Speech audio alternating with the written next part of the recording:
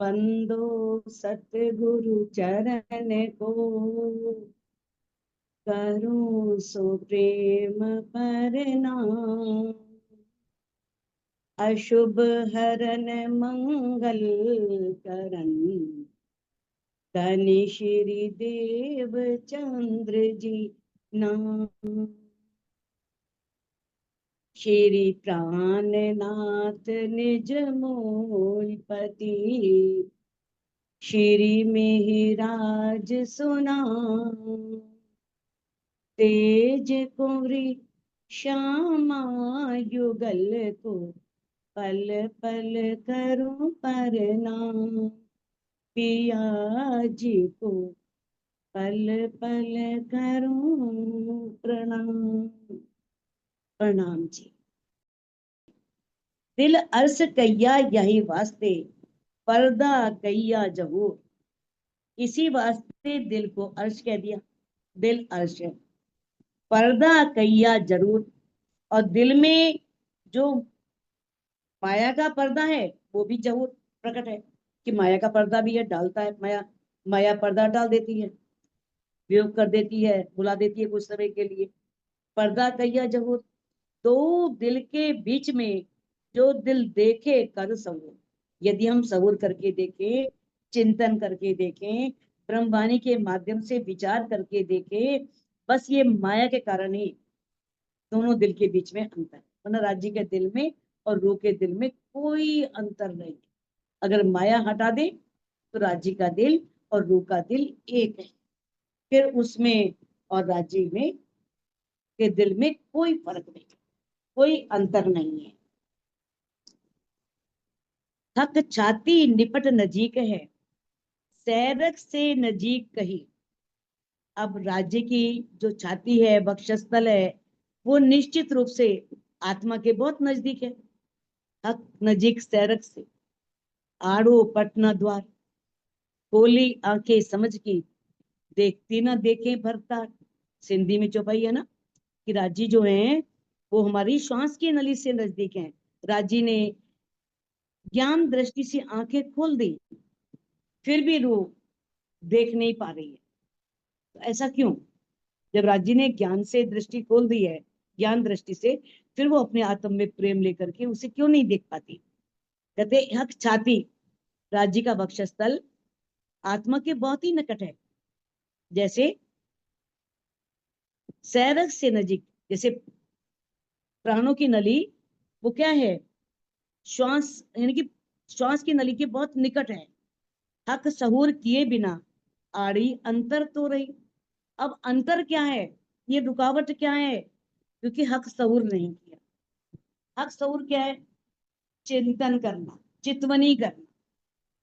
अगर हम दामदनी की चितवनी नहीं करते, चितवनी ना करने से ये माया रूपी पर्दा बना रहता है। आत्मा और धनी के बीच में भेद बना रहता है। जब हम चितवनी में डूबते हैं, धनी के प्रेम में डूबते हैं, धनी के प्रेम में खो जाते हैं, अपने आप को सर्वस्व समर्पित कर देते हैं, फिर धनी में और उस रूह में कोई अंतर नहीं रहता। तो बताया है, हम वैसे तो देखो चितवनी बैठते हैं, हद को पार किया, बेहद को पार किया, परम धाम पहुंचे। परम धाम में भी बहुत चीजों को उल्लंघन करके फिर मूल मिलावे में जाके राज्य से मिलते हैं। लेकिन अगर सूक्ष्म दृष्टि से देखें, विचार करें, तो परम धाम तो हमारी आत्मा के बहुत निकट है। जैसे क्या है, जितना जीव के लिए प्राण नली, श्वास की नली नजदीक है, उतना ही आत्मा के धनी नजदीक है, इतने निकट है। कहते हक, हक भी कहे दिल में, अर्श भी कैया दिल, पर्दा भी कैया दिल को, आया सहुरे बेवरा निकल। इतना धनी ने सब कुछ खोल के रख दिया है, सब। कहते हक भी कहे दिल में, राज्य भी दिल में है। अब हम यदि कहते हैं आया सहुरे बेवरा निकल, पहले इसको लेंगे ना अंतिम वाले उसको, तब इसका निकलेगा कि राज्य भी दिल में कहे हैं, और दिल को ही राज्य ने अर्श कह दिया है, और पर्दा भी दिल को कह दिया है। देखो दिल ही सब कुछ है। हम परम धाम में बैठे हैं, मूल मिला हुए में बैठे हैं, और राज्य के दिल में ही तो बैठ करके यह माया का खेल देख रहे हैं, है ना। तो किस तरह से पर्दे दो हैं, एक तो जैसे दृष्टा है, दृष्टा मैंने देखने वाला, और दृश्य जिसको हम देख रहे हैं, उसके बीच में भेद बन जाए, वो दृश्य दिखाई ना दे। मानो दृष्टा रूह है हमारी, समझ लो, रूह है देखने वाली, और देखना चाह रही है राज्य को। बैठे मूल मिलावे में है, राज्य सामने बैठे हैं, आंखें खुली हैं, तो क्या, क्यों नहीं राज्य दिख रहे? क्योंकि फरामोशी आई हुई, ध्यान और आत्म की सुरता जीव पर आत्म के रूप में आई हुई है, तो राज्य नहीं दिखाई दे रहे। तो दिल पर ही तो देख रहे हैं, लेकिन फिर भी नहीं दिख रहा। तो माया का पर्दा है ना, तभी नहीं दिख रहा। और ये एक पर्दा कौन सा है? जैसे टीवी है, या जो थिएटर है, थिएटर में जो हम देखते हैं स्क्रीन होती है, जो चित्रपट का पर्दा होता है, उस पर भी हम सब पूरी फिल्म देखते हैं, उस पर्दे पर सारी लीला को देख रहे हैं। लेकिन जो माया में डूबा हुआ जीव है ना, उसका दिल जो है वो पर्दा है, जिसके कारण आत्मा के दिल रूपी पर्दे पर परम धाम या युगल स्वरूप की छवि नहीं आ पाती। बहुत गहरी बात कही है, समझने वाली बात है। क्या बात है कि किस तरह से आत्मा का जो दिल है ना, उस दिल रूपी पर्दे पर, यानी कि वो माया में ग्रस्त, जीव तो माया में ग्रस्त है। अब जीव माया में ग्रस्त है, तो आत्म अब परम धाम का या युगल स्वरूप का साक्षात्कार नहीं कर पाती, और वो माया देखने लग जाती है, माया उसे दिखती है। जीव के दिल रूपी पर्दे पर केवल माया ही माया है। तो इस तरह से धनी ने बताया है, ब्रह्मवाणी के प्रकाश में जब हम ब्रह्मवाणी पढ़ते हैं, कभी कभी तो थोड़ा सा धुंधलापन हटता है, ज्ञान आता है, किंतु पूरा धुंधलापन कब हटेगा, पूरी अज्ञानता कब मिटेगी? जब धनी की मेर होगी, जब रूह अपने आप को विरह की अग्नि में जलाएगी, तब। कहते हक भी कहे दिल में, राज्य भी दिल में, और उस दिल को परम धाम भी कह दिया, परम धाम की सारी नियामतें भी हैं, और ये दिल ही पर्दा है। आया सहुरे बेवरा निकल। अब इस ब्रह्मवाणी के ज्ञान से सारा धनी ने पूरा विवरण पूरा स्पष्ट कर दिया, सारा बेवरा, सारा वर्णन सब स्पष्ट कर दिया कि किस तरह से बस माया रूपी पर्दे को हटाना है, वो फरामोशी को हटाना है। जैसी वो फरामोशी हटेगी, माया रूपी पर्दा हटेगा। अगर जीव, यहाँ तो जीव को हटाना पड़ेगा ना, जीव आत्म भाव लेगा, तब आत्म पर आत्म भाव लेगी, तब वो परात्म को साथ लेकर के परम धाम के सभी सुखों को ले पाएगी।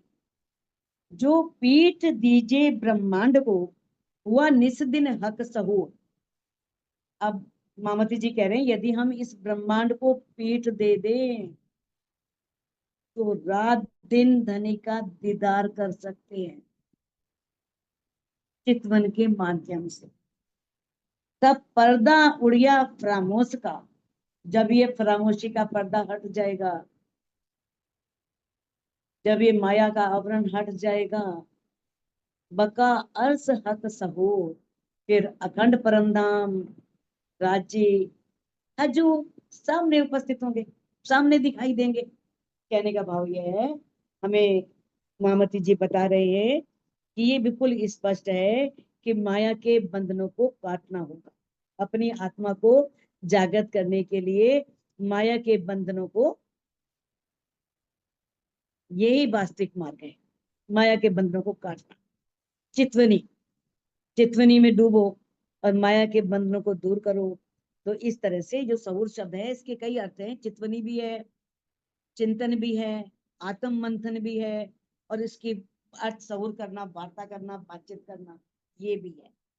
तो इस प्रकार से धनी ने बताया है कि किस तरह से एक रूह इस ब्रह्मांड को अगर पीठ देती है और अपनी आत्मिक दृष्टि को इस ब्रह्मांड से परे परम धाम में ले जाती है, तो माया का पर्दा हट जाएगा, और वो दिन रात उस अखंड परम धाम को और राज्य का दीदार उसे होता रहेगा और उनसे वो बातचीत कर सकती है। तो सुंदर साथ जी इस चौपाई को अनम्यूट करके आप दोहरा सकती हैं। जो पीठ दीजे ब्रह्मांड को, जो पीठ दीजे ब्रह्मांड को, माया को, हुआ निस दिन हक सहूर, हुआ के सहूर,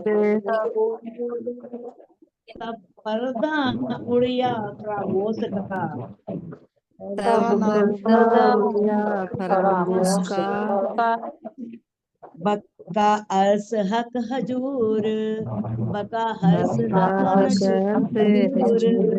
हजूर। तो श्री प्राणनाथ